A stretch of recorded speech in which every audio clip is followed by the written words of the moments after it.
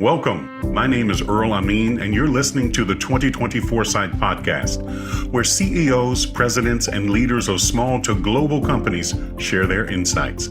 It is 6 questions in 9 minutes because leadership knows how to listen and be concise. So let's get to it. First of all, welcome. And in just a few sentences, tell us who you are and what you do. Thank you, Earl. My name is Kathleen Ruddy. I'm the CEO of the St. Baldrick Foundation. We are the largest non-government funder of childhood cancer research grants, and we advocate in front of Congress and federal agencies for improved policy and greater funding of childhood cancer research. Wow, that's a heart mover right there. All right. So what's the best thing being the head of such an organization? Well, I think the progress that we see in research is pretty astounding. And to be able to know that you've played some role in helping make advances possible that not only help children survive cancer, but then thrive afterwards and give them a more complete life, working to make treatments less toxic, that clearly the mission is the best thing. But I would say the other blessing that people don't always see as quickly are the people that we get to work with. We are blessed with nearly 75,000 incredible volunteers from all over the world.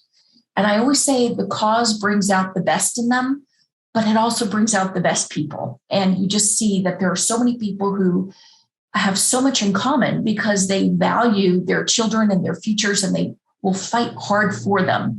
And so in a time where there's so much that divides people, it's good to find something where we are all unified. Very well stated. Very well stated. Thank you for that. Now, as a leader, as a CEO, I hear from other leaders, I'm sure you have as well, that leading a team in and of itself is challenging enough, but being able to see the road ahead is a particular challenge. What are your thoughts? Well, it's interesting you should ask that, because about 4 years ago, we did a new strategic plan for the organization, and it was a 5-year plan. So we're about 80% of the way in. And I will tell you that we've achieved about 90% of our goals so far, which is great. We're ahead of schedule and all that. Unfortunately, what I didn't see coming was a pandemic, which in an organization that is a fundraising organization that relies on special events to raise funds, not seeing a pandemic that would make having events impossible in person it was a big blind spot. I think a lot of leaders were caught off guard by that one, and we've all pivoted and adjusted, but I think it impacts the nonprofit industry differently. And it's certainly the St. Baldrick's Foundation, because we don't have the levers to push that corporations do. While we pivoted fast, we're constrained by resources because donors don't want their money to go to those resources that you may need in a rainy day. They want the money to go to the mission. And we've been very good about doing that. But the challenge is when a crisis comes, you're not as well equipped as you'd like to be. So I think, again, kudos to our team, both staff and volunteers for working so hard, but we definitely learned a lot and grown a lot, despite our staff having to shrink in the pandemic because of the financial loss. Right. Well, out of all of that experience and what you were by circumstance forced to learn, what key piece of insight do you want to share, not only for leaders in your particular field, but for leaders everywhere? What particular piece of insight would you like to share to benefit them? Well, in our world, we can see how the pandemic has hit our organization, has affected the hospitals where the research is being done, the doctors who are trying to treat kids, the kids themselves. We can see all those consequences, but we have built an army of people behind those kids. And I think for us, it's been more important than ever to stay in touch with that army of people, because we're very focused on the kids who need our help and the pipeline that treats them. But the people who fuel that pipeline are essential to those kids' outcomes too, and making sure people are okay. whether they're an employee or a volunteer. If you're a business leader, maybe it's a vendor or a client, you need to check in with people and show that you care about them, because as we're all working in a more diffuse arrangement now, we don't have those over the water cooler opportunities to check in with people, make sure people are okay, and they could be suffering more than you know. And I think that's important. And I think all of us as leaders have had to reprioritize what's most important in these times, but being responsive to the people who are on the front lines and making sure that they know how important they are to you and to the mission is really important. And making sure that you don't forget to treat the people as if they're less important. They are, and you need to show them that they're essential to everything that you're doing as well. Agreed. Great piece of insight. Thank you. Now, on your ascension to where you are today, what other successful leaders, CEOs like yourself, would you like to acknowledge or give a shout out to and should be on my podcast? Well, there are several, and I think there's so many that I'd love to credit and thank for helping me be successful in my role. Board chairs of our organization who taught me things, who are CEOs in their own organizations. There's a woman named Wendy Seelig who leads the WS Collaborative, which is an organization that connects healthcare nonprofits with industry and government. And so she's very much a visionary of helping to see where collaboration and partnership can strengthen organizations and produce better outcomes for patients. Sun Pobletti of Stand Up to Cancer. Shirley Folkens Roberts, who leads the Northern Nevada Children's Cancer Foundation, is simply extraordinary. And Liz and Jay Scott, the founders of Alex's Lemonade Stand Foundation. Well, they would say their daughter Alex is the founder, but they carry on in Alex's memory, and they've been extraordinary leaders in childhood cancer research. And so I think these are all people who've touched me and impressed me and who I've learned from in different ways, and who I think are making an impact every day. Very good. Now for the final question, Kathleen, how do you celebrate a win? I wish I were better at that. I tell you that I am so focused on the long game, on the ultimate mission, that I would say I allow myself to feel relief that we've taken another step when a win is incurred, but I'm probably not as good at celebrating a win myself.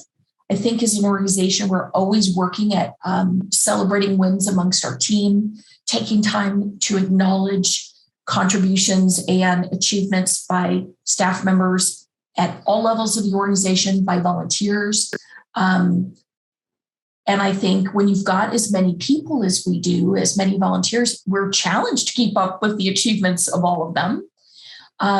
In the research field, there are so many researchers who we've been very honored to be able to support in some way, that I think most of our calories go towards celebrating the wins in research. But I think it's important, in your question so astute, because if you don't celebrate those wins, people feel like their efforts don't matter. And I of that all the time. And so it's something that I'll admit to you that I'm working at getting better at myself. Awesome. Catherine, it's been such a pleasure having you on today. How can people find you? Our website is stbaldricks.org. That's stbaldricks.org. Or you can call us at 888-899-BALD. Awesome. Say that one more time. 888-899-BALD. I just wanted to hear you say bald again. It's excellent. Yeah. This is Earl Amin with the 2024 Side Podcast. For more insights, go to LinkedIn and search for The Gray Owl Company. Kathleen, thank you so very much. From one dynamic CEO to another, from one impactful company to another, up next is an equally great leader worthy to be listened to. First of all, welcome. And in just a few sentences, tell us who you are and what you do. Thank you, Earl. It's great to be here. My name is Kristin Ostby de Barillas. I am the president and CEO of Boys Hope, Girls Hope. Our mission is to nurture and guide motivated young people in need to become well-educated, career-ready men and women for others. We currently support 1,200 amazing young people from the 7th grade through middle and high school, college, and into career launch. And we are in 14 U.S. cities, Guatemala, and Mexico. Wow. All right. Outstanding. I love anything that's going to make our next generation better. Absolutely. So thank you. That's what it's all about. So tell me, Kristen, what's the best thing about being the president and CEO of such an organization? Yeah, great question. I get to dedicate my life to building something for the good of young people and families who are searching for opportunities. I work with every day and lead a team of people who are passionate, talented, hardworking, staff and volunteers in many cities. And these are people who care deeply about the young people we serve. I get to spend time also with our scholars and our alumni who are now out in the world making a really profound difference wherever they are at this point in their lives. And my job is to figure out constantly, how do we bring out the best in people? How do we build the right teams? Who do we partner with to reach our mission more effectively? And how do we leverage our resources and the talents we have? So all of these questions are constantly at play, but I get to work at them with really outstanding people. So it's a real honor. Outstanding. And I'm sure that in your pathway, you've heard, just like I've heard, that leading a team can be challenging enough, but trying to see the road ahead, that's a real challenge. What are your thoughts on that? I have a lot of thoughts. Just this week, I'll be honest with you, one of our challenges is to dream and plan for the future. The world in which our young people are growing up in and going into is changing really quickly. Technology, education, the economy, but we also need to stay rooted in the present. And, this week's a great example. I've been knee deep in strategic planning with people across our network about the future, while supporting our team in New Orleans, working to get all of our families out of there in the aftermath of Ida, working with our entire network as we send our young people back to school with COVID very much alive. And so it's a constant juggle between the here and now and the future. And I try to spend a lot of time talking with people in our organization in different vantage points, the young people, parents, staff, team, and people outside of the organization, friends and colleagues who are in technology, philanthropy, higher ed, just to get different perspectives on what I'm seeing and hearing to kind of form my own thoughts. Very good, very good. So out of all that you just said, which was spot on, by the way, what key piece of insight do you want to share with and for the benefit of not only other leaders and CEOs, but any young people that might be listening as well? Yeah, thank you. What I would say really to anyone in leadership and our young people who are going into leadership is that leaders today have a very unique opportunity to bring people together, to give people the chance to hear each other's own stories and perspectives across the many lines of division in our current society. So I think we're all impacted right now by these divides around race, religion, economics, politics. And when we have opportunities to work together for a common goal, we start seeing each other's humanity. And it's about, who we are more than where we line up in some false dichotomy. So I feel like we're facing really complex issues today. And to solve these problems, we need to be more thoughtful and go deeper by building relationships. And that's what leaders have the opportunity to do. I would also just note that CEOs have the opportunity to bring new voices and people into the community and into the mix.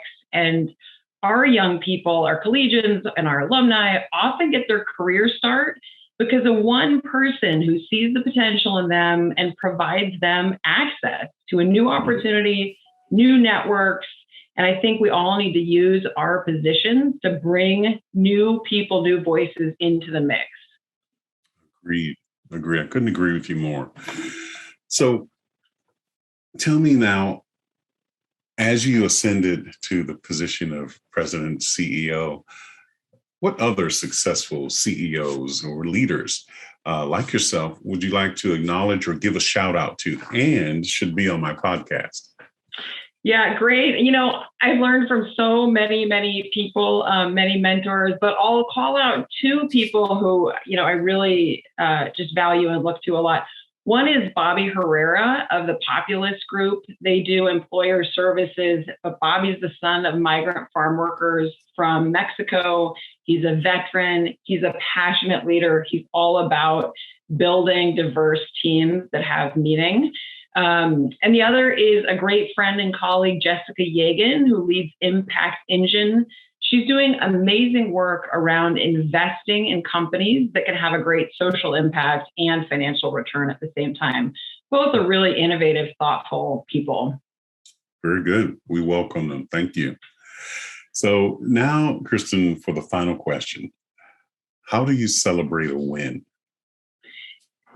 I'll be honest with you, Earl, this is something I'm working on. I'm not great at it. I tend to share wins. A win for me means a nice dinner with my husband and kids. With our teams, it's about, recognizing people in meetings and publicly, emails and social media. But I'm often challenged by my colleagues and my own family that I too quickly say, that was great. Next, what's the next challenge we have to solve? So I'm really trying to grow in that and figure out how to pause and celebrate a little better before we move forward. All right. I'm gonna be a cheerleader for you. Thank you. All righty. So it's been a great pleasure having you on, Kristen. Now, how can people find you? Yes, so Boys Hope Girls Hope has a great website, www.boyshopegirlshope.org, and we're all over social media as well, but you can start at the website, and all of my info is there as well. Okay, excellent. This is Earl Amin with the 2024 Sight Podcast. For more insights, go to LinkedIn and search for The Gray Owl Company. Kristen, thank you so very much. And a job well done. Thank you, Earl. My pleasure. Thanks for the time. Thank you for listening to the 2024 Sight Podcast, where CEOs share who they are and what they do in the world that makes a difference. For more entrepreneurial and life-changing insights, do not forget to subscribe to our YouTube, Spotify, and iTunes accounts. All of the links are available below. See you in the next episode.